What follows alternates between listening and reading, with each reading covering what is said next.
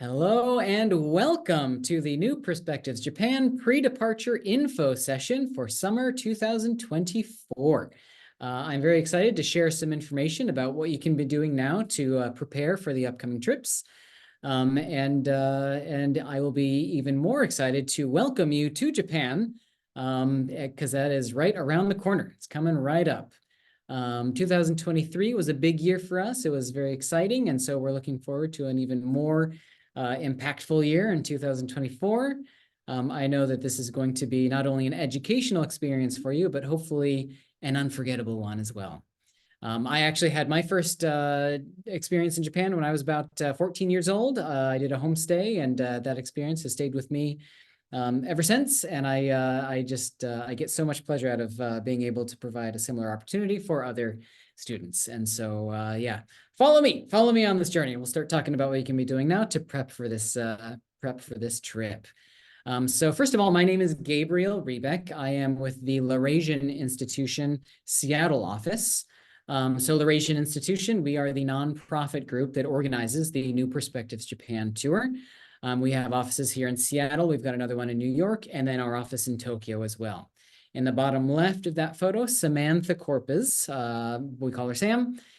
She is also with me here in the Seattle office, and she has been working very, very hard to prepare this tour this year. And she's also looking forward to welcoming you in Japan. Across the bottom and the front row there, that's from left to right, Yume, Yuki, and Mai from our Tokyo office. They are also very much looking forward to welcoming you to Japan. They are over there preparing, getting all the tickets and everything ready. They are so friendly and so fun. They're looking forward to welcoming you with a big smile. We'll also have some other people helping us out. We've got some tour agents. We'll have some interns helping us out. There's going to be a handful of people that are all working toward making this happen as smoothly as possible. So summer 2024, what are the actual dates? I hope you know, because I hope you have them marked out on your calendar. But there's tour 1 and tour 2 right there on the screen. I mostly have them written there to remind you that it is indeed right around the corner. I did also want to point out that the information that I'm going to be sharing in this info session today can all be found on the portal in the NPJ handbook. It's in the documents section. It's actually got even more information than what I'm going to be sharing today. And I would encourage everybody, please take a look at that. Go onto that NPJ portal. That was where you applied for the program and put in all of your information, your passports and stuff like that. If you go to the documents section, you can find that NPJ handbook, and it will share share some information about packing and how to bring gifts to your host family, and then also things like how to get over jet lag and how to get the most out of your homestay experience. Please, everybody take a look at that. I'll go over the basic information here, but that will go just a little bit more in depth. So I encourage everybody to take a look. Yeah, as far as those basic details that I said I wanted to share, why don't we start with where are we actually staying? So in Tokyo, we will be at the National Olympic Memorial Youth Center, or the Olympic Center, or Odisen for short. That is actually where the athletes stayed back in the Tokyo Olympics back in the 1960s. Now it's used for basically youth or other kind of student travel. It's dorm style rooms. It's not the fanciest place, but they do have free Wi-Fi now, so that's very nice. There's showers accessible. It's divided by floor as well, male and female. The showers are only accessible from 5 a.m. to 11:30 p.m. We'll remind you about that when we're there. You'll just have to plan accordingly. But during the time in Tokyo, that's going to be sort of our home base, where you then go out and explore the area. In between Tokyo and Kyoto, we will be in the host communities, and the students will be staying with their host families. That's the sort of opportunity for you to get that slice of life and see what it's like to actually live with a Japanese family. Then in Kyoto, we will be staying at the Kyoto Miyako Hotel Hachijo. It is just next to Kyoto Station. So it's a very convenient location. It's actually a pretty nice hotel. That's a nice place to sort of end the experience on. Nicer rooms, 2 to 3 students per room, but they're nice and roomy. There's lots of space. The students will get to stay with their friends, but the teachers and us are communicating about who can room together. Those ones do have private bathrooms, so that's nice. Also free Wi-Fi available there at the Kyoto Hotel. And then what are we doing during that time? So day one, depart from the United States. Each school group is responsible for getting themselves to the airport. And then from the airport, that's where we provide the international airfare. And you'll basically be on that until you get to Haneda International Airport, where we will greet you. So day two, land in Tokyo. And then, like I said, we'll get you as you come out of the immigration customs. We'll catch the groups, and then we'll put them straight onto charter buses to take them to that Olympic Center one by one. And then once we get to the Olympic Center, we'll check you in. Depending on what time you arrive, your teacher might want to take you out that night just to kind of explore the area a little bit, or you might just crash right out and go to sleep. Days 3 and 4, that's your opportunity to start exploring the Tokyo area. We have been communicating with the lead teachers about personalizing group itineraries, study days, we call those. The teachers get to choose where the students get to go and see various shrines or other kind of pop culture related things. It's pretty exciting. It's, yeah, that's overwhelming to suddenly be right in the middle of this giant city, Tokyo. You get to start exploring and seeing what it's actually like over there. Day 5, that's when everybody will actually move to the host communities. So day 4, near the end of the day, Laurentian Institution staff will meet with all of the lead teachers to give them all of their tickets, whatever they will need in order to get to the host communities. And so the various school groups being placed all over the country, they will have different travel itineraries in order to get to those host communities. Some people will take Shinkansen bullet trains. Some people will take planes if you need to fly there. Some people might be a little bit closer. There will probably be buses involved too. We will give all of that information directly to the lead teachers. The lead teachers will share the tickets with the students in order to get them to the host communities. Luggage will be shipped separately from you. We will mail it actually via the Japan Postal Service from the Olympic Center to your host families directly. So that means there will be a day or two where students will not have all of their luggage with them. They will, however, have their smaller bag, whether it's a duffel bag or a smaller carry-on bag. We do absolutely recommend that you keep toiletries and several days worth of clothing in there in case it takes just a little bit longer for the luggage to get shipped. It should be very fast, a day or so, but just in case, sometimes you'll need to be prepared.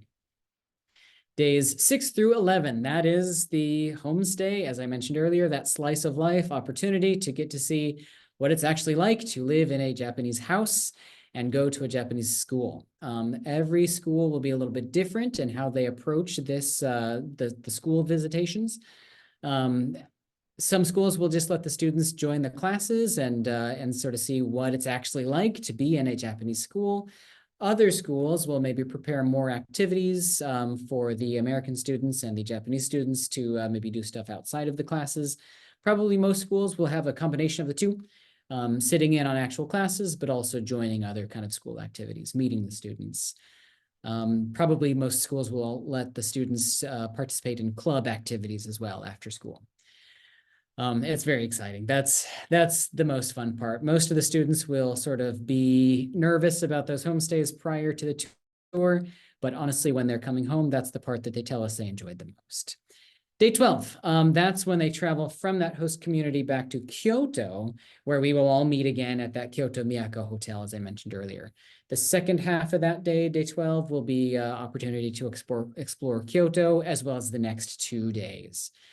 So not just Kyoto, but the kind of larger Kansai area. There's a lot of different temples, shrines, various different things to explore. Again, this is something that we are communicating with the lead teachers about deciding. So it's not just shrines, it's not just temples. There's also these sort of experiential things that the teachers and students can decide to do. Things like Zen meditation courses, and also like making Japanese style sweets. There's a lot of different fun stuff to do. So by day 15, the students will not want to go home, but unfortunately they will have to. They will go back via Haneda Airport. Once again, we will fly from Itami to Haneda. Itami is another local airport. We will fly to Haneda and then from Haneda back to the various home communities across the United States. And that's it. That's the end of the tour. So before you even get there, there's something that we have to ask you to do. This is your homework. You have to go to the Visit Japan web. This is a website. You can visit it on your phone as well, and log your tour. You have to sort of register your visit before you arrive in Japan.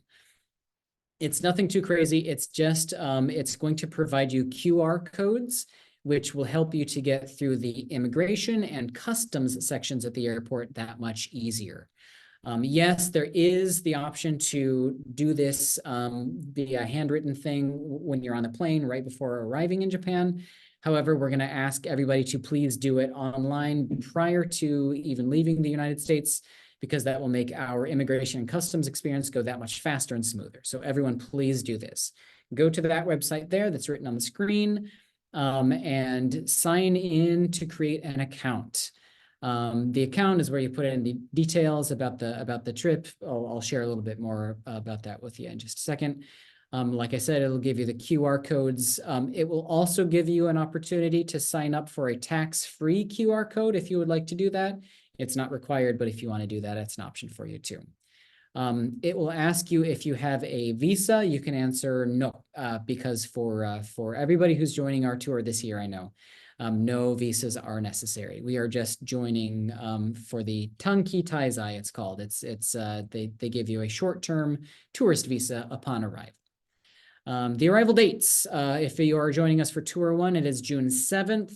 If you're joining us for Tour 2, it is June 28th. Please keep in mind that it is one day after you depart from the United States that we will be arriving in Japan, basically because of the international date line. You'll have to put those dates into the system. Register your address for the stay as follows. That is how you should put it into the system.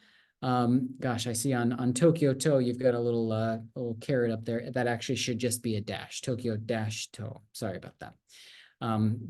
Yeah, there's the postal code and then the actual address. You can put it in just like that.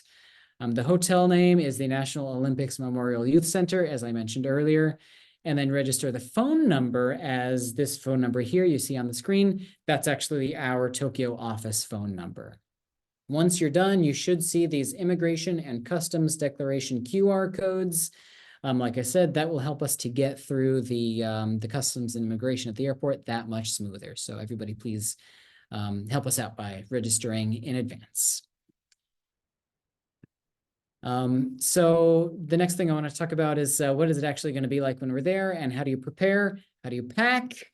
This is kind of the average of what the weather might look like in June and July. This isn't obviously for this year. This is just kind of an average. As you can see, it's kind of a lot of rain, particularly as we get into July. It becomes the rainy season and very, very hot and humid. Please pack accordingly. A lot of those days that we're going to be, walking around doing the tourist stuff, sightseeing in Tokyo and Kyoto, it's gonna be hot. So please bring, light clothes, breathable clothes, shorts, short sleeves, that kind of thing. It's gonna be hot and humid. So what does that actually mean? How do we pack? It goes without saying, definitely bring that passport. I recommend having some sort of a safe holding pouch, maybe something that you can tuck into your clothes, whatever you're most comfortable with. You're gonna wanna have a carry-on in addition to your big suitcase. So that would be something like a duffel bag or a large backpack or a smaller suitcase. It's wheeled, is okay, but as long as it'll fit in the overhead bins. Make sure, as I said earlier, to have a bag that you can put a few days worth of clothes and toiletries into for the days that you're shipping that larger suitcase. That needs to be something that you can live out of. Light clothes for the hot, humid summer. I also recommend if you can get a little foldable umbrella. Those are very useful because it will rain. It will rain. You can count on that. Please also bring a thin bath towel for the Olympic Center. The Olympic Center does not provide bath towels, therefore you will need to bring your own. But I also recommend don't bring one that you're attached to. I definitely recommend bringing something that you can use while you're there and then throw it away when you're done. You're not going to want to carry that bath towel the rest of the time. The host families will definitely have towels for you. And then also the Kyoto hotel will have towels as well. So maybe just kind of a smallish bath towel that can, cover you so you can definitely dry off after your shower in the Olympic Center, but then maybe dispose after the end of our time in Tokyo. Also bring a handkerchief. Many Japanese bathrooms do not have towels or hand towels or paper towels or anything like that. You'll just want to carry a handkerchief with you at all times. It's actually going to be handy a lot. Also, particularly when it gets very hot and sweaty, you can, dry yourself off just a little bit. Definitely recommend bringing a handkerchief, if not several. Bug spray, as we are walking around in Tokyo and Kyoto, there can be a lot of bugs, maybe even mosquitoes. I recommend bug spray, but not aerosol, because you can't bring that on the plane. Sunblock, that's another thing. It's going to be, so some of those sunny days, it's going to be very hot, direct sunlight. We don't want you to get sunburned. Take this seriously. It can be very hot and very sunny, so bring sunblock. And again, non-aerosol. Shoes suitable for lots of walking. So you probably might, so first of all, yeah, definitely shoes for walking. There's going to be a lot of walking. I can't stress that enough when we're doing not just the sightseeing, but also probably at your school, you might even walk to and from school in the morning and the evening. A lot of students do. There's a lot of walking that happens in Japan. That's kind of the way that the communities are built. So be prepared and bring shoes that will work for that. A lot of people ask about sort of slip-on shoes for school. Yes, you could do that. The schools will have slippers that you can wear in the school. Most people just stick with that. That should be no problem. If you want to have slip-on shoes or shoes that are easy to take on and off, that's maybe not a bad idea, but not necessarily required. Some of the schools might even ask you to bring like shoes for sports. Please talk to your lead teacher. They will know whether or not your school is asking you to bring shoes for sports. And finally, omiyage, that is souvenirs, gifts for your host family. Please check the NPJ handbook that I mentioned earlier for more tips about buying gifts for your host family. But basically something that represents your school or your hometown, mugs or other goods, something that shows your local sports team, something that kind of shows off, where you are from. They'll think that's really cool. Snacks are great. I absolutely do recommend snacks or something if there's something that maybe your hometown is famous for or a local thing. But I would definitely recommend against chocolate because those can melt when it starts to get really, really hot in especially July. But also meat. It's not actually legal to carry that into Japan across the border. So no chocolate, no meat. One other thing we're going to ask you to bring is a gift card, or I'm sorry, more of like a thank you card. That's what I want to say. So like a thank you card that you can at the end of your time with your homestay family, you can write a little message saying, "Hey, thank you so much. I really appreciated this and that. I learned this from you." You're going to want to wait until the end of the experience to actually write this thank you card out. But bring a little card that you can sign to them when you're there. Luggage rules. You can bring one big checked bag and one smaller carry-on item. And that, as I said earlier, will need to be something that you can kind of carry around and carry a few days of clothes and toiletries in. The big bags, actually, well, all bags must be under 44 pounds. That's 20 kilograms. And that is actually not the international weight limit, but it is the domestic weight limit because we will have to check these bags from Itami Airport, as I mentioned earlier, that local airport to Haneda before we take the international leg. And the bags will have to fit on that. So 44 pounds. However, when you are going to Japan, I recommend pack even lighter than that because you're going to bring back gifts. You're going to bring back some things that you buy. So I would say even under that. We've got a specific sort of recommendation. I think it's like 36 pounds or something like that in the handbook. But either way, bear in mind that space comes at a premium, so pack accordingly. Bags cannot exceed 62 inches, and that's the total length, width, and height together. That's the size limitation. So how do you keep your bag, from getting too overflowed? Laundry. You can count on doing laundry at your kind and generous host family's home. You will have to ask them about it. Don't take it for granted and don't just assume that it can happen. But we've never had a host family refuse. especially they know that the students are going to be walking around a lot, getting sweaty and getting dirty out there. So they're going to want to help out. You can count on doing laundry at the host family. And then also you can count on being able to do laundry in Kyoto. There will be laundromats close to the hotel. That should be no problem. However, the Olympic Center, I do not believe there's going to be any good or convenient laundry to use for those first few days. So please pack enough clothes to get you until you get to the host family. But really no more than 1 week. If you're bringing more than 1 week's worth of clothes, you're bringing too much, and you're going to fill that suitcase, and you're not going to be able to fill it up with cool stuff to come back, various gifts and omiyage. What's the homestay like? I know that's the question that we get the most. What's it actually going to be like? The answer is, I don't know. Go find out. This is for you to discover. Participants may be placed in homes, with host brothers or sisters that attend the same school. Or it might be, maybe it's somebody like a teacher at that school, or administrators, or maybe even other community members. There's a lot of different opportunities. And every year we hear all of these cool stories about these various people that the students met. So go into it with an open mind, and you're going to meet some cool people and hopefully make some lifelong friends. They will treat the students as if they are members of the family. Absolutely. That means, having meals as a family. It also means, having a bath at the end of the night. Basically, most Japanese families will use the same bath water. I know that might sound a little bit weird to the Western ear, but here's how it works. Basically, most families have a nice shower where there is kind of a place to shower off first. That's where you do the shampoo and the soap. You get all clean, and then after you're clean, then you get into the nice big bath. It's almost like a jacuzzi in that way. And then you just kind of soak in the tub. It's a very relaxing experience. But because you're already clean, once you're done, there's no real need to waste the water to fill it up again for the next person. So they might just sort of let it overflow. If any kind of, if there's anything that came off of you in the bath, it'll overflow. But basically that water will be clean for the next person. You'll get to experience that. Trust me, it's a great experience. It sounds weird, but once you just go with the flow, you will enjoy it. I guarantee it. It's a great opportunity for cultural and Japanese language immersion. Speak as much Japanese as you can. I'm going to mention that again in a second. So how do you have a good homestay? How do you stay flexible and open like I'm talking about? Just try to communicate with people as much as possible. If you're feeling a little bit nervous about something, that's okay. Tell somebody, oh, I'm not really sure. And they'll help you through it. They'll guide you through it.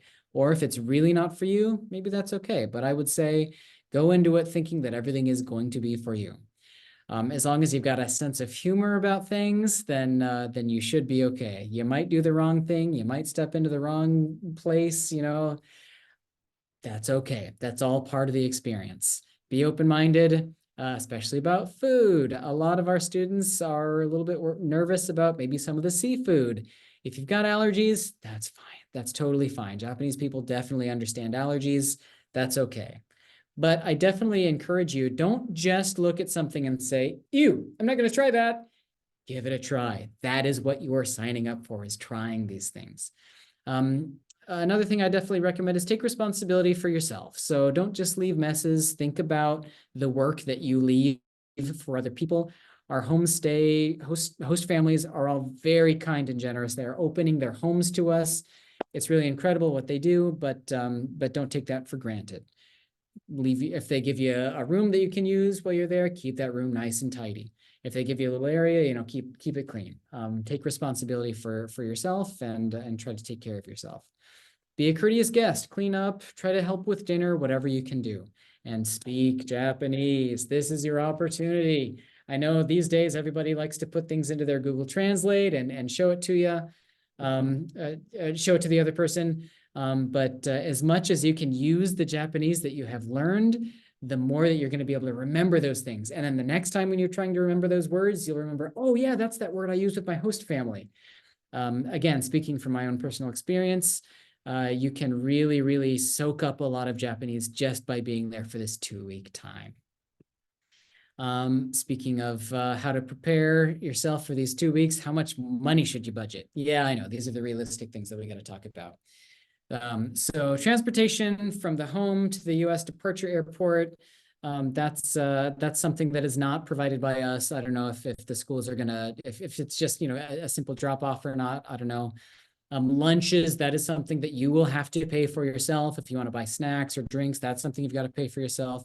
The homestay portion, if the family takes you out to eat, you should be ready to offer to pay for yourself.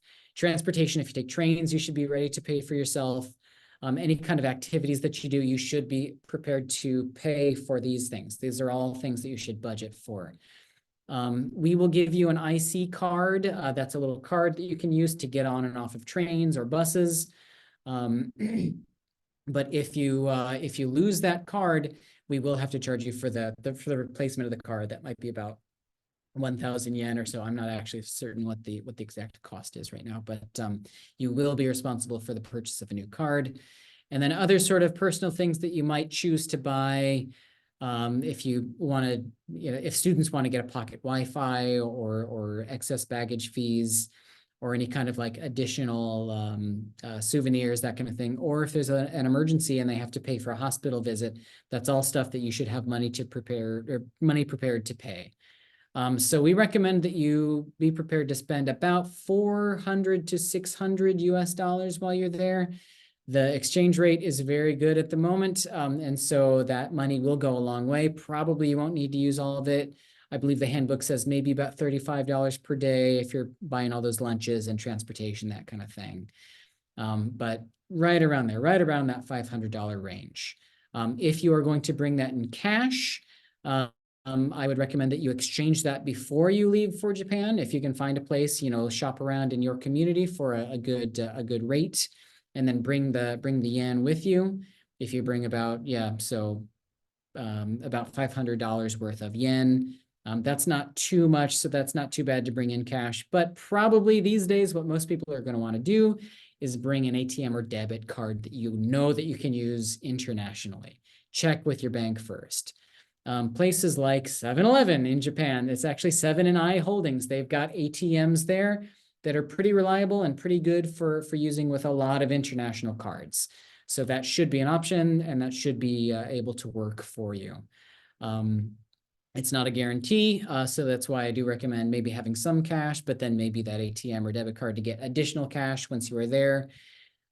Paying for things directly with credit cards or debit cards, that's still just a little bit behind the US in terms of how common that is. It's becoming more and more common, but I wouldn't necessarily count on being able to pay by card everywhere.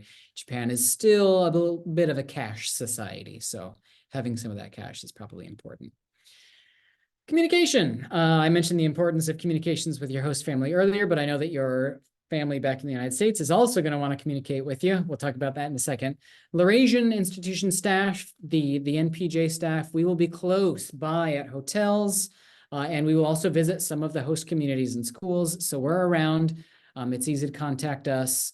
Students will have a lanyard that has details, including the emergency contact info, not only for us, our emergency line, but it will also have their teacher's cell phone number that we will give to them once they arrive in Japan. We are giving the lead teachers, either they'll bring a SIM card or we will provide them pocket Wi-Fi if they ask for it. Hotels will have Wi-Fi. Most of the communication should be over Wi-Fi. That's the easiest way to go. And what we recommend everybody do is download the application Line before they arrive in Japan. I'll talk about that in just a second. But the Wi-Fi is going to be the most reliable way to keep in contact with everybody. However, we know that that's not the only, if you might not have Wi-Fi, and so that's why we'll have that emergency number. There's a lot of actually public phones in Japan, or you find a police officer, find a friendly stranger. If you get lost, you can dial that emergency number. Either we will answer, or you can call the lead teacher. The lead teacher will answer. It should be very easy to keep in contact using the information that we provide on those lanyards when they arrive. In the United States, we also have a 24/7 emergency number that United States families can call. It's a 1-888 number. You can see that there. That is the emergency number. If you have some sort of emergency, you must get in contact with the student right away, and you can't, you can call us. We'll help figure it out. But yeah, that's the emergency number. However, that all having been said, it shouldn't be that difficult to stay in communication with the students while they're in Japan, but it will be better off for them if you sort of let go just a little bit and let them fully experience the tour. So we will keep the social media sites updated. You can find our website there, but the place where you'll see regular updates during the tours is our Facebook page and our Instagram page. Those will have up-to-date sort of, photos and other fun things going on with the tour. You might see the students pop up on there. We'll try to keep those updated pretty regularly. That's the best way to sort of keep an eye on what's going on. Yes, you can communicate with the students via, whether it's WhatsApp or Line, like I mentioned. But we recommend that you try to keep that to a minimum and let them sort of experience this once in a lifetime opportunity. So lead teachers or chaperones, like I said, we've offered either the pocket Wi-Fi if they want to utilize that, or if they don't want to use ours, they'll have their own. We will definitely give everybody phones, but we recommend everybody that's on the tour download Line. Line. It's that logo that you can see on the right there. That's the logo for the app. It's in the App Store. It's free, totally free to use. It's extremely common all around Japan. It's ubiquitous. It's everywhere. So it's the easiest way for us to keep in communication with the lead teachers with the students, basically everybody communicating with each other while we are in Japan. It's also going to be by far the most common way that the Japanese students that you make friends with, are going to want to use to keep in touch with you. That's why we recommend you use this. You can make friends, connect online, and then once you go back to the United States at the end of the tour, that's going to be a way that you can keep in touch with the Japanese students and keep these friendships alive. So for the lead teachers, this is a note for you. Please share your Line ID with us by the end of May. We want to know how we can keep in touch with you directly. The students' Line IDs you don't have to share with us, but the lead teachers, chaperones, we need to make sure that we've got your line IDs. So please share those with us by the end of May. That's about it. I know I motor mouthed through a lot of that, but you can sort of rewatch parts if you want to take a look at that, or you can read through a little bit more slowly on your own time through that NPJ handbook that I mentioned that is on the portal in the documents section. Please take a look at that. As I said, it goes more in depth, and we'll share more information with you about some of those things that I just touched on briefly here. These are the important things, though. If you basically have what I covered in this video ready, then yeah, you're going to have a good experience. But if you dive in a little bit more with that handbook and get stuff a little bit more prepared, get yourself ready to go in advance, then you're going to have a great experience. This is it's a life-changing chance. It's a life-changing opportunity. I think, so again, me personally, I have been to Japan many, many more times. I lived in Japan for a long time, but I still remember that first homestay study travel experience that I had as a student. It stayed with me, and it's kind of something that never got topped by any of the other experiences that I had in Japan. This is it's an incredible opportunity, and if you go into it well prepared, ready to go, and open-minded, ready to be flexible and communicate with your host family and keep in touch with the teachers and make friends with even us, the staff members, I swear, we're kind of fun if you get to know us. If you do all those things, you're going to have an incredible experience, and we are so privileged to be one small part of that. So look through the handbook. If you have any questions, please feel free to get in touch with us. So we're happy to answer any additional questions, but probably most of what you have is going to be right there in the handbook. So take a look at that. And hopefully the next time you see me, we'll be at Haneda Airport, where we are welcoming you to Japan. Arigatou gozaimasu. Thank you very much, everyone. Take care.